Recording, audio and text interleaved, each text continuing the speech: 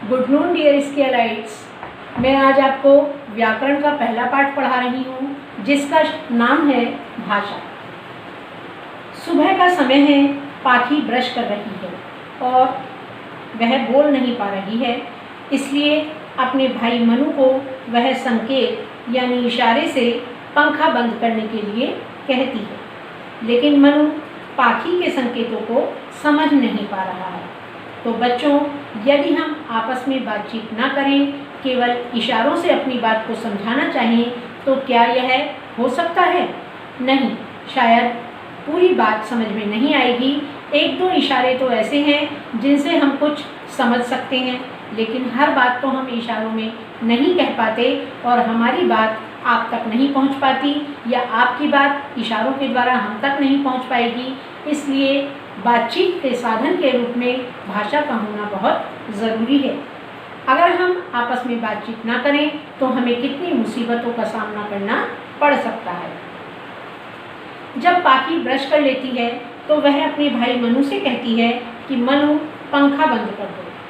अच्छा, मनु कहता है, अब मैं समझ गया कि तुम इशारे से क्या कह रही थी। अब वह पंखा बंद कर देता है। पाखी ने अपने मन की बात बोलकर मनु को समझाई और मनु सुनकर तुरंत समझ गया, जो वह संकेतों से नहीं समझ पा रहा था। अर्थात उसे इशारे समझ में नहीं आ रहे थे और बोलने पर उसको तुरंत बात समझ में आ गई। तो इसलिए हम संकेत को भाषा नहीं कहते हैं। कुछ ही संकेतों को हम समझ पाते हैं, जैसे मुंह पर उंगली रखकर चुप रहने का संकेत तो शायद सभी को समझ में आ जाता है, लेकिन हर बात संकेतों से समझ में नहीं आती। इसलिए संकेत को हम भाषा का एक रूप नहीं मानते। ब्रश करने के बाद पाखी को अचानक ध्यान आया कि आज उसकी दोस्त रीना का जन्मदिन है। पाखी ने अपने मोबाइल में SMS लिखकर रीना को उसके जन्मदिन की बधाई दी। रीना ने SMS को पढ़कर पाखी को धन्यवाद दिया। इस तरह हम अपने भावों को बोलकर, सुनकर, लिखकर और पढ़कर प्रकट करते हैं। इसलिए हम कहते हैं कि ऐसा साधन जिसके द्वारा हम अपने मन के भावों को बोलकर या लिखकर प्रकट करते हैं और दूसरे के मन के भावों और विचारों को सुनकर और पढ़कर समझते हैं, वह भाषा कहलाती है। तो भाषा की परिभाषा होगी वह साधन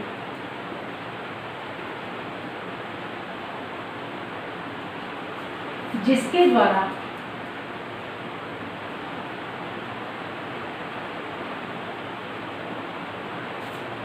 हम अपने मन के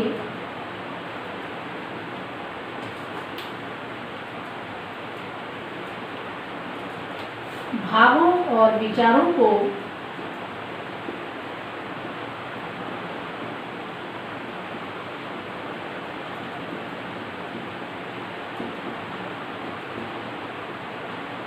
बोलकर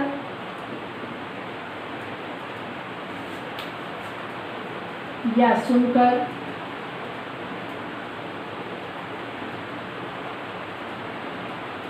बोलकर या लिखकर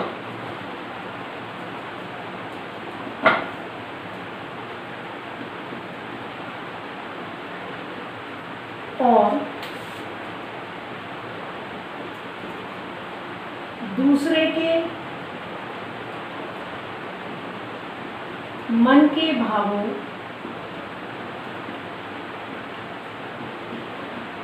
और विचारों को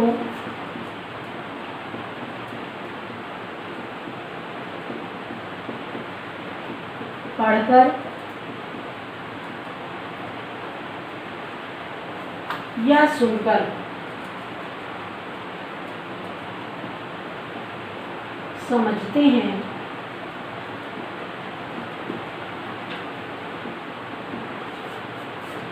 भाषा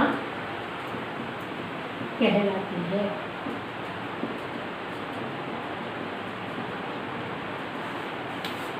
बच्चों, अब तो आप समझ गए होंगे कि भाषा के 4 कौशल हैं: बोलना, लिखना, सुनना और पढ़ना। ये 4 कौशल हैं भाषा के, जिनके द्वारा हम अपने विचारों को व्यक्त करते हैं। अब आता है भाषा के रूप। यहाँ हम समझेंगे कि भाषा के कितने रूप होते हैं। बच्चों, भाषा के 2 रूप होते हैं। नंबर 1 मौखिक भाषा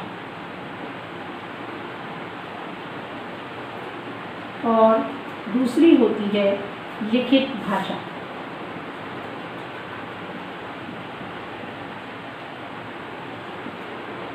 लिखित भाषा, जो भाषा मुख से बोलकर प्रकट की जाती है वह मौखिक भाषा होती है, और जिसको हम लिखकर दूसरे तक पहुंचाते हैं वह भाषा का लिखित रूप होता है। बच्चों, ये बातें मैं आपको केवल बोर्ड पर समझा रही हूँ, आपको इसे नोट करने की ज़रूरत नहीं है, क्योंकि मैं आपको जो क्लास वर्क है और जो होमवर्क है वो PDF के थ्रू भेजूँगी। आप केवल इसको समझ लीजिएगा। लिखित भाषा भाषा का दूसरा रूप होता है। अब आती हैं अन्य भाषाएं। विश्व में सैकड़ों भाषाएं बोली व लिखी जाती हैं, जैसे भारत में हिंदी, जर्मनी में जर्मन, जर्मनी में जर्मन, जापान में जापानी, चीन में चीनी, रूस में रूसी, फ्रांस में फ्रेंच और इंग्लैंड में अंग्रेज़ी बोलते हैं। ध्यान देने योग्य बात यह है कि हिंदी भारत की राष्ट्रभाषा है और अंतर्राष्ट्रीय भाषा अंग्रेज़ी है। इसके बाद आता है लिपि।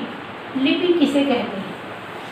जो लिखने के ध्वनि चिन्ह होते हैं उन्हें हम लिपि कहते हैं। कहने का मतलब है कि भाषा को लिखने के लिए हम जिन ध्वनि चिन्हों का प्रयोग करते हैं वे निश्चित किए गए ध्वनि चिन्ह लिपि कहलाते हैं। प्रत्येक भाषा की अपनी लिपि होती है। प्रमुख भाषाओं की लिपि इस प्रकार है। संस्कृत, हिंदी और गुजराती देवनागरी लिपि में लिखे जाते हैं। अंग्रेज़ी रोमन लिपि में लिखी जाती है। पंजाबी गुरुमुखी लिपि में लिखी जाती है। उर्दू फारसी लिपि में लिखी जाती है। बंगाली बांग्ला लिपि में लिखी जाती है। अब आता है व्याकरण। किसी भी भाषा को शुद्ध रूप में बोलने, पढ़ने और लिखने के लिए व्याकरण की ज़रूरत होती है। अतः हम कह सकते हैं कि व्याकरण भाषा के शुद्ध रूप का ज्ञान कराता है।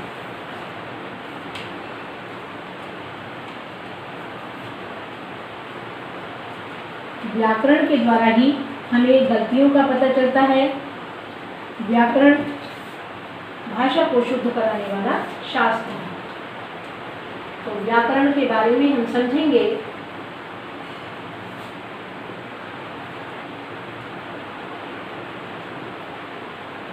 भाषा को शुद्ध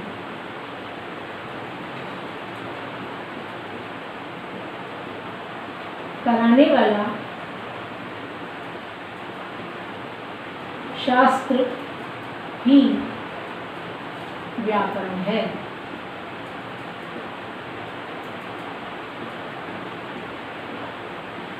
अर्थात व्याकरण भाषा को शुद्ध कराने का ज्ञान देता है। आप एक सेंटेंस सुनेंगे, अनिल खेल रही है। तो क्या यह वाक्य आपको शुद्ध लग रहा है या अशुद्ध? अनिल खेल रही है।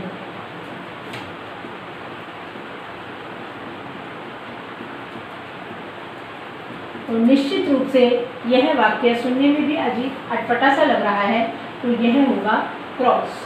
क्योंकि अनिल एक लड़के का नाम है, इसलिए यहाँ पर जो क्रिया आएगी वह खेल रहा है। तो हम लिखेंगे अनिल खेल रहा है।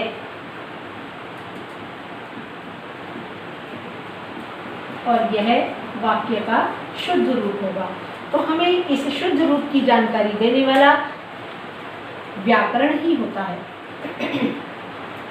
व्याकरण हमें बताता है कि क्या शुद्ध है और क्या अशुद्ध। व्याकरण एक ऐसा शास्त्र है जो हमें शुद्ध बोलने और शुद्ध लिखने के नियम सिखाता है।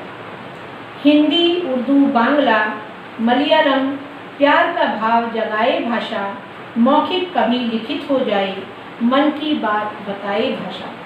चाहे हिंदी भाषा हो या उर्दू, बांग्ला हो या मलयालम, सभी भाषाएं मन में प्यार का भाव जगाती हैं। भाषा चाहे मौखिक हो अथवा लिखित, वह मन की बात को सबको बताती है।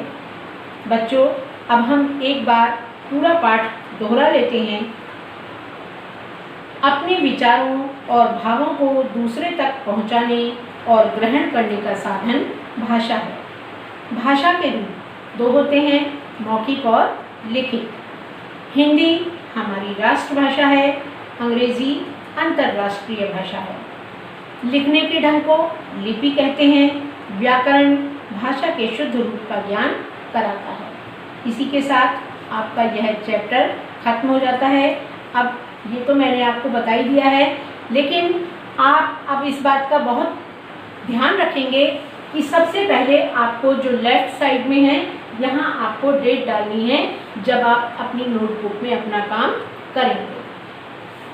मिड में आपको चैप्टर का नेम डालना है और राइट हैंड पे आपको क्वेश्चन आंसर कॉपी में कर रहे हैं आप तो होमवर्क डालिएगा, और क्लास वर्क कर रहे हैं तो CW डालिएगा। ये मेंशन करना नहीं भूलिएगा। इसके नीचे आप एक अंडरलाइन करेंगे और फिर आप क्वेश्चन शुरू करेंगे। क्वेश्चन का आंसर लिखने के बाद भी आप मार्जिन लाइन अवश्य खींचेंगे ताकि वह काम बिल्कुल साफ और नीट दिखाई दे सके। तब तक के लिए धन्यवाद।